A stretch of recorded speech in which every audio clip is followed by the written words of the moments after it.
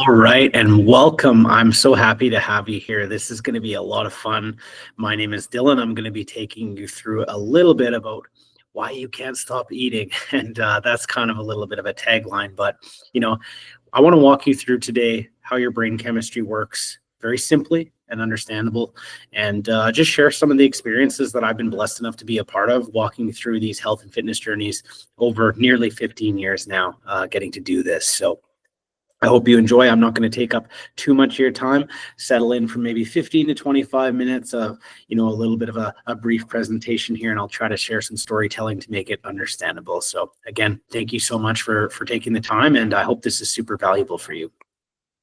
And so kind of today, going through just some of the things I see with clients and working with people really help change their life. One of the things that we see oftentimes is emotional eating. And so I always think it's very useful to start off by defining something, right? So emotional eating to me is when you use food to cope with a negative feeling, emotion, or thought instead of physical hunger. And I'll be straight with you guys. I think that when we're in modern culture, I think that it becomes really easy to misconstrue those two things. And I do think that a lot of us, and including myself, and we're going to get to that a little bit later, I know exactly what it's like to have food be a coping mechanism, to kind of be pulling the dopamine in, or just deadening the sad feelings we might feel from overall discontent in the life setup or things inside the life itself. And I want to talk a little bit about how that manifests, right? So that can look like when it comes to the food behaviors, eating when you're not hungry or continuing to eat past fullness. And that's that feeling where maybe you have a few bites left on your plate and you're already starting to panic that it's running out, and you're already planning out where we're going to get the next bite, the next thing, right? And that can kind of be an indicator. Another thing is craving specific comfort foods, usually salty, sweet, high fat, right? So I'm on my menstrual cycle, my body's craving chocolate. No, our mind is craving chocolate, and and that dopamine, because we're probably a little bit more negative emotion on that potential menstrual cycle, or just having a very hard day, hard month, hard week, hard season in general. Eating very quickly and mindlessly, often while distracted. I know I struggled with this a lot, being a busy person for the last, many years, just like many yourself. And, kind of eating in front of a TV, in front of a computer screen, in front of our phone. And that can really screw up, hunger signaling, and really kind of make us miss those full cues that we just kind of run over with the train tracks and sometimes keep going. Right. And so that's something to watch out for. Feeling a compulsion to eat after a stressful moment. Oftentimes when I've worked with clients and they've come to me and said, "Coach, I fell off my diet, and I had this thing last night," or whatever happened.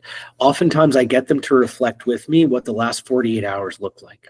What was yesterday like for you? Can you walk me through a little bit about that? What was the day before like? All of a sudden we find out, Wednesday night they fell off diet, but Tuesday morning they had a big fight with their spouse, their kids were into trouble, financial stress. And I could always correlate these big stressors that are just part of the macro pieces of life. And then that just trickled down to us looking for comfort where that may be. Some of us, struggled with, other things, and look for comfort in other ways. But a lot of us are using food. And this is really useful to know. And this isn't a shame thing. This is becoming aware so we can change the habits moving forward.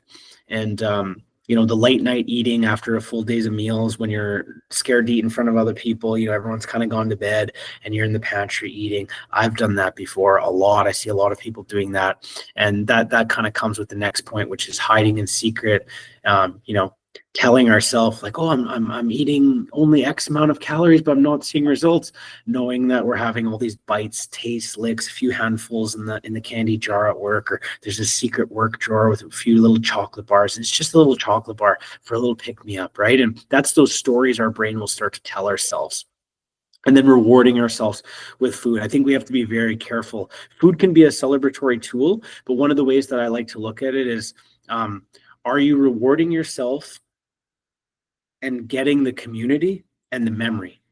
Because if food is used to create a memory with other people and deeper connection with other people, specifically people you care about, that's a little bit different than rewarding yourself with a sweet treat on your way home after you just cried in the car. Right? That's very different, right? And so some of the thought patterns that I see manifest is, I'll start this tomorrow. I deserve this. I've had a bad day. I'm being bad today. Food makes me feel better. I just can't stop myself. I don't know what's wrong with me.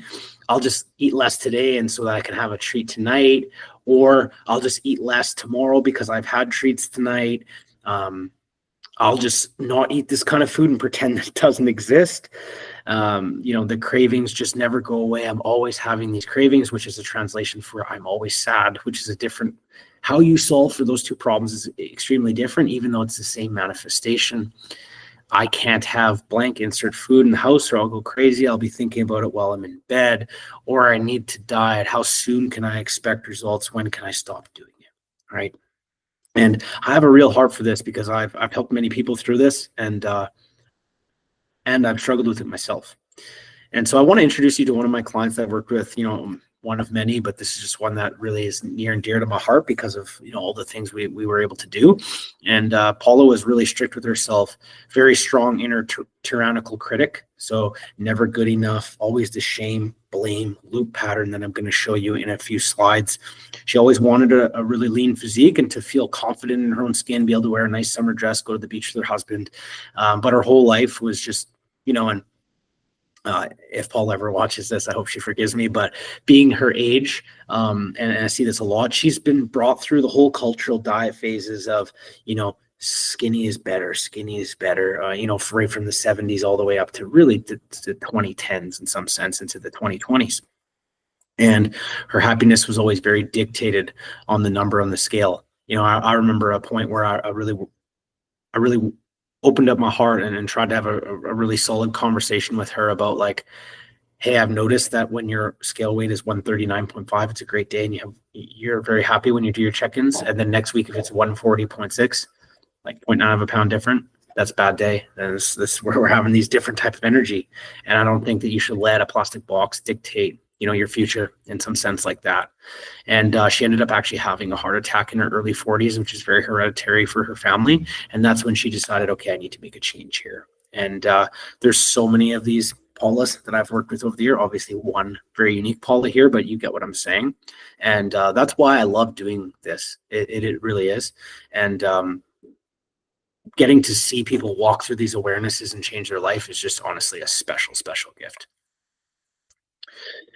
In my sense, emotional eating is caused by four main factors. One, it's the survival programming. So a lot of nurture, not necessarily nature. So in my case, to use myself as an example, when I was a kid, my dad was like a 400-pound grown man, and he would make the plates. He's the one that raised me. He would make himself a plate, then make me a plate that's exactly the same size at like 9 years old, and I wasn't able to leave the table until that was eaten. And so that developed a crazy appetite for me because you learn to intake a lot of calories. There was always available snacks and drinks and pops and sweets and milks and chocolate milks and Nesquiks and cereals and granola bars and all that type of stuff, right? And when you just have access and you're not taught, like, I didn't know what a calorie was, anything that meant that, right? And habit formation is huge. Right. So habit formation is something that, if you do something 5 or 6 times, it's going to become a habit. Our brain is really, really good at creating habits because patterns are what keeps us safe in the world and keep the world predictable.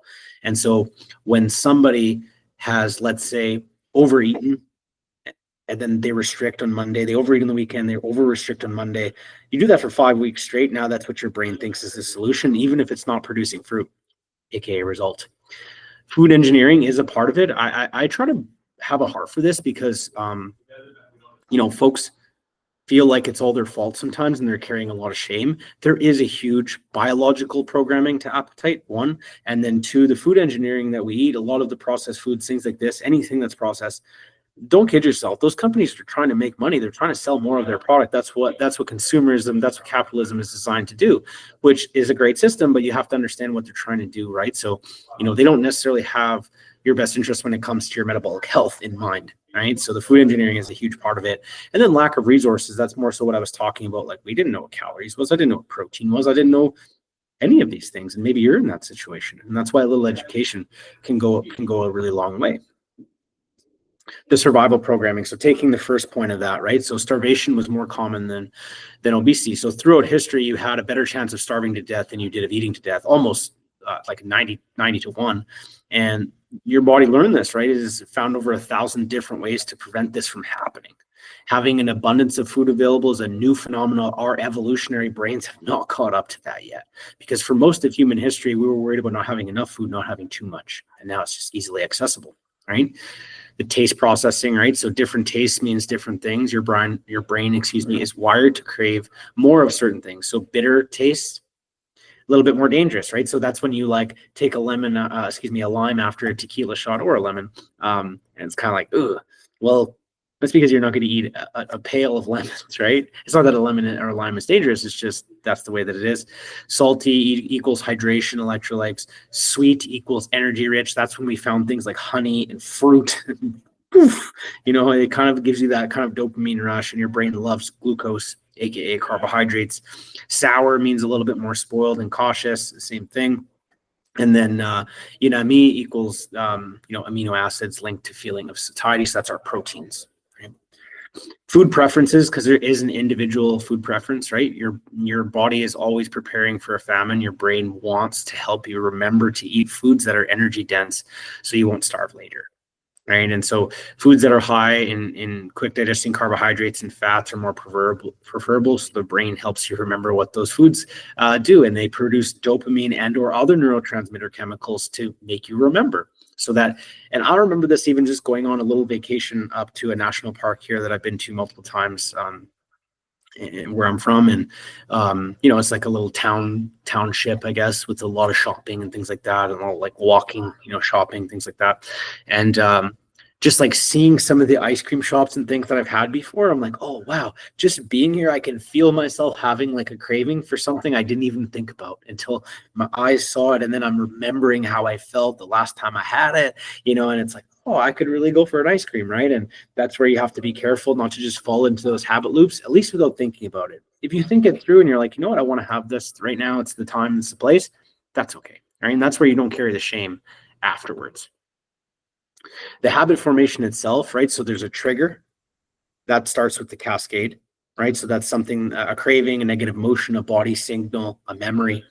And then that translates into behavior. So your brain remembers how it handled this trigger before. If you had an itch, you scratch it unconsciously, your brain spurs you into taking action that gives you the most reward. Aha, scratch the itch. Perfect, right?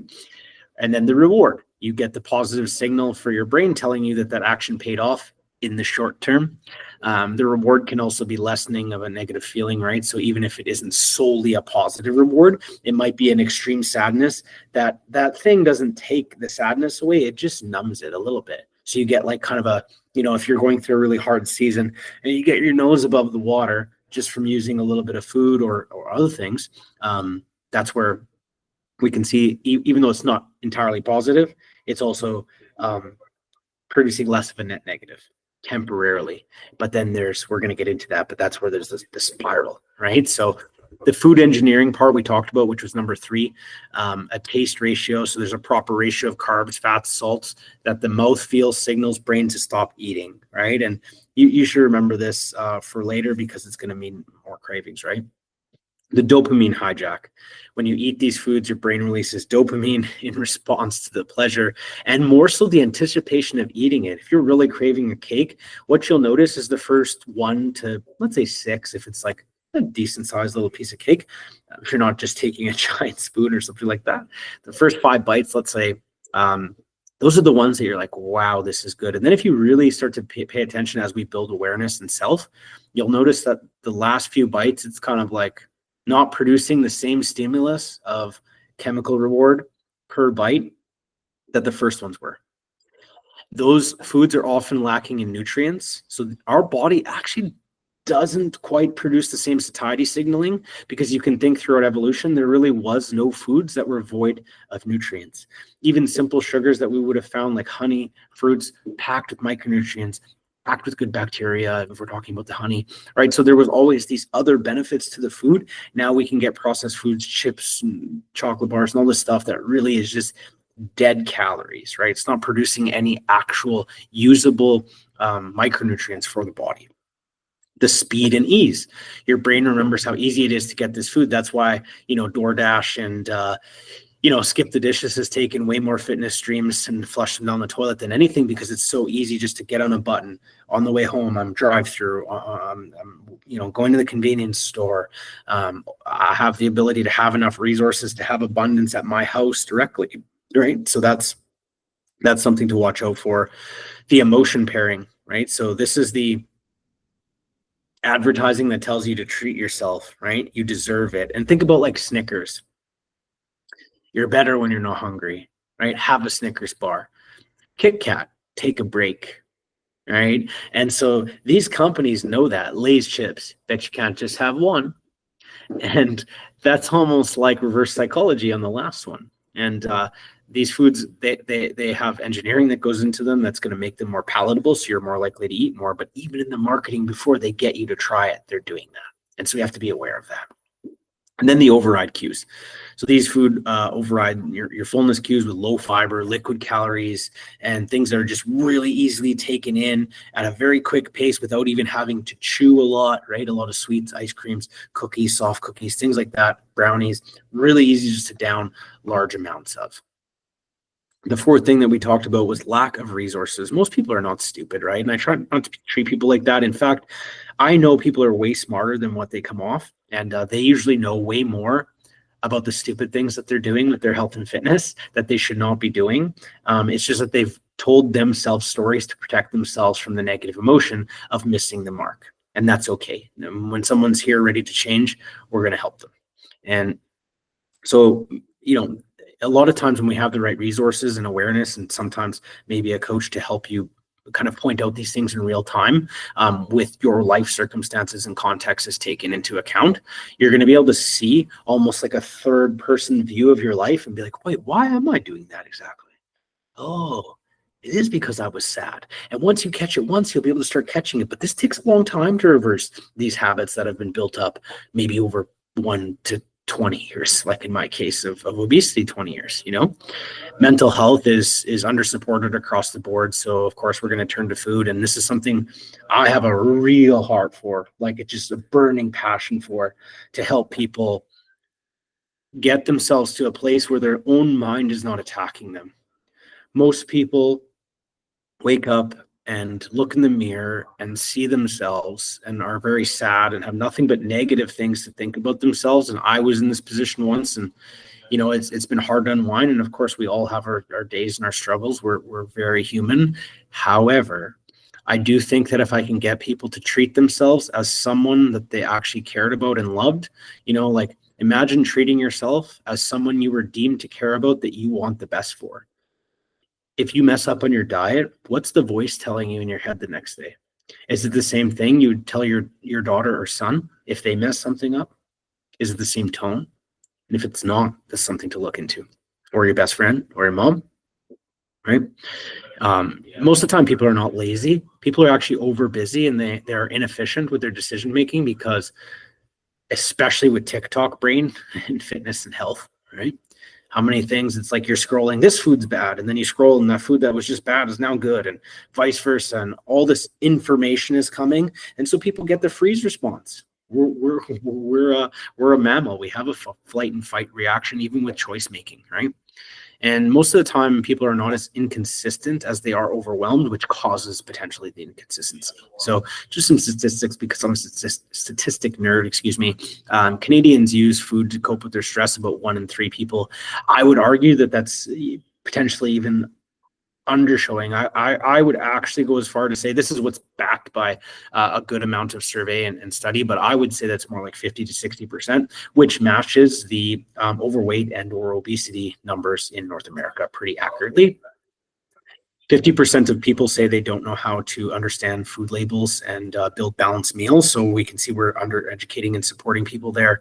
This part really annoys people, but medical schools require doctors to take, one of 4 medical schools require doctors to take a nutrition course. And if I showed you guys even what that 1 in 4 nutrition course looks like, I could teach most people that in like an hour and a half, and probably be more useful because it's more applicable. It's not overcomplicated for nothing.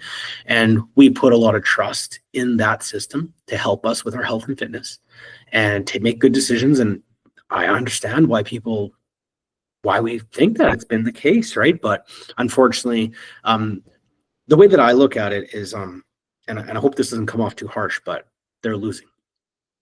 And so if we look at culture, all of these things are getting worse, not better.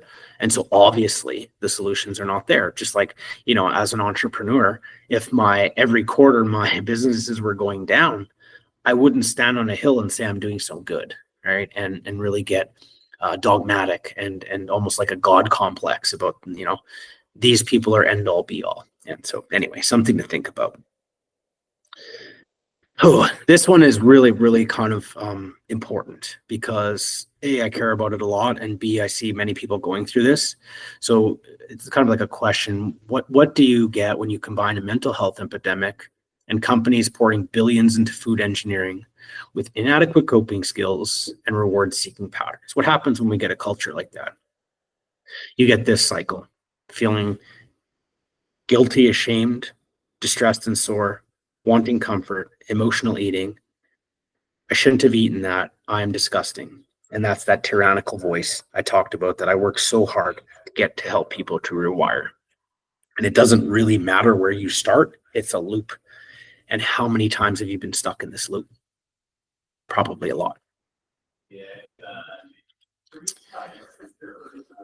I get obesity, overeating, eating disorders, health issues, low self-esteem, hormonal issues, life problems. I know this because I've lived it, I've coached it, and I still fight it every day, if I'm being honest. There isn't a day that I wake up that this is now easy, this transformation. It would be really easy for me to go back. And I think a lot of people think that once they get it, then it's kind of like done. Almost like restoring a car, where it's like, oh, this car on the left, let's say in my case, not the best car, needs some maintenance, needs some fixing up. We get it to look like this, and now I can just drive it, kind of put some gas in it here and there, check the air pressure, and it's good to go. Yes, it does get easier, but that's just because that habit loop that I'm talking about gets so ingrained that it's harder for me not to train, let's say, or harder for me not to at least put some minimal focus on my diet because I've done it for 10 years. But you have to get through the atmosphere. And many people, I put it like this in an analogy using some storytelling. They want what's on the other side of the rocket getting through the atmosphere. When a rocket takes off from the ground, or a plane, it requires way more thrust to get it into the air and get it moving. Let's use the rocket as an analogy. Once it's through the atmosphere, but it's burnt a lot of fuel, aka effort, and it's been glowing red hot getting through the atmosphere. But once you're through the atmospheric pressure, it just takes puffs of fuel to maintain that same journey. All right. And so most people don't want to suffer. And I hate to use that word, but and that doesn't have to mean some horrible thing, but we don't like to have to put the effort in to walk through the storm so we can actually get to the other side, look back and say, okay, I made it through. Now, how do I map myself forward? Most people are walking into the storm, wandering in circles, coming out the same eye that they entered, and then having to re-enter it. And that cycle becomes very negative emotion producing over time. And that's why when I work with someone, I want them to acquire the skills so that long after I'm gone from their life, which even if you were to hire me, I understand that I'm not going to be with you forever, right? And that's okay. That's absolutely okay. But I want you to have the skills to be able to manage yourself and your results into the future long after you leave. And so when I come back to Paula, Paula started with me, just under 160 pounds, binge eating multiple times a week, and then restricting down to, 1,200, 1,000 calories, lots of running, lots of moving and lots of movement, but little training, struggling with a lot of gut and hormone issues. I worked with Paula for 6 months. We rewired her mindset. She got down to 135 pounds, no more binges, eating 2,000 calories plus per day, minimal cardio, mostly for mental health because she enjoyed it and was doing so much running before.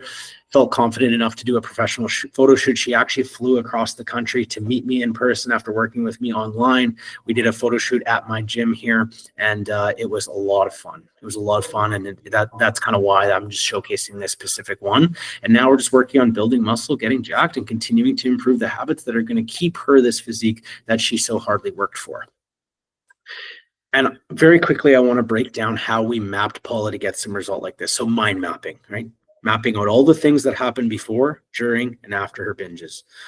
What did that look like? What were you feeling? What were you thinking? How did this manifest? So that we could create the awareness points that then start to look like a roadmap out. Because what doesn't get aimed at will not get measured. What does not get measured will not get improved. And so if we can see what's going on and I can help her understand, take some of the wisdom that I've acquired through, education and helping people over many years, and I can help someone unwind themselves from that. And then that creates the awareness, making her aware of the triggers and noticing what she gets out of these behaviors long-term instead of just short-term, right? This is the tricky part because it's really hard to stop doing something stupid unless we replace it with something better. And so most people are just trying to quit things instead of replacing things. So we came up with different coping strategies when she felt uncomfortable, sad, lonely, so she didn't have to use food, right? Maybe it's some reading, maybe it's a nice warm bath, maybe it's music, maybe it's sacred time with her husband, maybe it's a walk, maybe it's God knows what, maybe it's playing a video game for you, maybe, and there's no right answer. It's usually I have to dig in. That's where specific coaching, like what kind of person are you? What are your interests? What have you struggled with? And then we make a plan based on that. And it's not always one or the other. Sometimes we're taking certain pieces of this and using what's necessary. I kind of take the Bruce Lee method. What's useful in my coaching practices will stay, and what I deem to be not useful just gets discarded because I don't want to bog people down. I want them to incorporate health and fitness into their life, not incorporate their life into health and fitness. Right? Those are two different things. And so as you can see, we reduced, a ton of gut issues, which did really just like bring in that bloating that most females are struggling with, and a lot of men too, to be honest. And, built a physique, visible muscles, visible abs, all of that, things that she wanted. And lastly, I'm going to leave you with this. If you feel frustrated in your fitness journey, I understand there's lots of coaches out there. There's lots of selection. There is lots of, ebooks and all this information. We're in an information overload era, but guess what? People are struggling more than ever. And we want to be at Trademark, the kind of those voices of cutting through that noise. And it is possible for you. You're not broken. I've never had one person come across my desk who didn't surrender to the process, give me all of their effort, and could not improve. Not one time. And I've been very blessed to be a part of healing autoimmune diseases, changing lives around, seeing people pull themselves out of the dirt, leave bad relationships, get into good ones, move across the country, start that business, leave that business, get a new job. I've seen it all. It's so cool to empower people, and it can start at the foundation of your health and fitness because that can build the confidence to move you into those other areas. And so oftentimes the missing piece is just awareness and the accountability needed to make real change. It doesn't have to be overcomplicated. If I boiled it down to two maxims, that's probably what would stand out. And, that's how coaching makes this all possible. And so if you would like help breaking free from overeating, emotional eating, and just really feeling frustrated that you don't feel your best in your body and your mind, I would love to help.